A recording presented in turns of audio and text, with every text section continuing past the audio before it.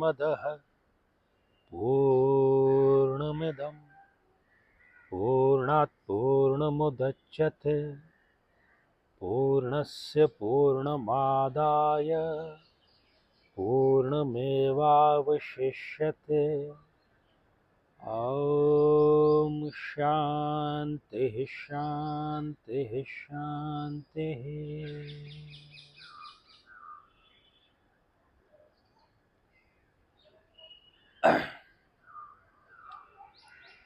तो साथियों, एक जिज्ञासु द्वारा आज प्रश्न ये पूछा गया है कि आचार्य जी, मैं साधना पथ पर आगे बढ़ना चाहता हूं, अध्यात्म की राह पर आगे बढ़ना चाहता हूं, लेकिन शुरुआत कहां से करूं।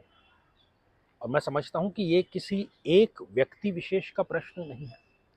हर एक वो व्यक्ति जिसके मन में कहीं ना कहीं साधना, योग, आराधना, अध्यात्म के क्षेत्र में आगे बढ़ने की थोड़ी सी भी इच्छा है, उसके मन में कहीं ना कहीं ये प्रश्न जरूर आता होगा कि मैं आखिर शुरुआत कैसे करूं, पहला जो कदम है वो कैसे उठाऊं।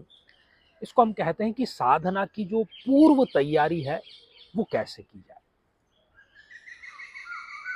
साथियों, बात केवल साधना की नहीं है।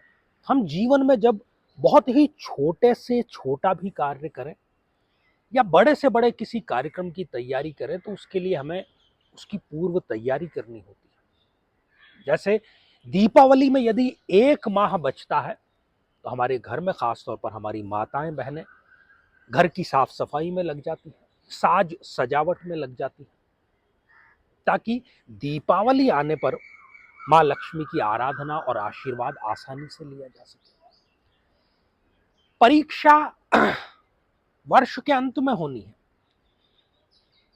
लेकिन जो एक अच्छा विद्यार्थी है, श्रेष्ठ विद्यार्थी है, वो रोजाना थोड़ी थोड़ी तैयारी करता है और अच्छे अंक भी उसको प्राप्त होते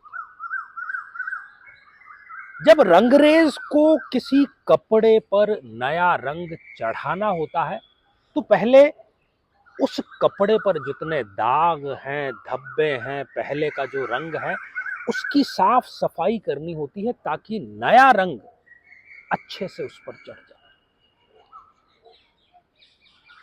भोजन बनाने की भी यदि हम बात करें तो उसके लिए हमें सब्जी की, तरकारी की, दाल की, चावल की, इन सब की जरूरत पड़ती है। वो सारी सामग्री व्यवस्थित होती है, तब जाकर के भोजन बनाने की प्रक्रिया प्रारंभ होती है। तो हम देखते हैं कि हर एक कार्य के लिए कुछ तैयारी की जरूरत है। तो ऐसे सभी मेरे भाई और बहन जो स्पिरिचुअल पाथ पर आगे बढ़ना चाहते हैं, अध्यात्म के क्षेत्र में आगे बढ़ना चाहते हैं, बहुत कुछ नहीं करना है। केवल 2 ही कार्य हैं और वो 2 कार्य ही आपका पहला कदम साबित होंगे। साथियों, सबसे पहला कार्य है अपने अहंकार, अपने ईगो, इसका सरेंडरेंस करना। जब आप मैं को त्याग देते हैं, वो पहला कदम है।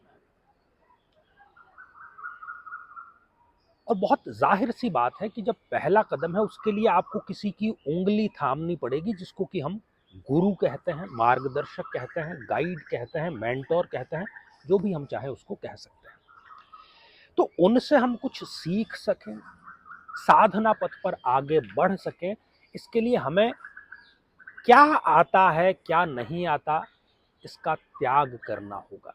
अहंकार को शून्य बना करके गुरु की शरण में जाना होगा। दूसरी महत्वपूर्ण बात, मैं समझता हूं कि वो पहले कदम का ही हिस्सा है, और वो है प्रायश्चित।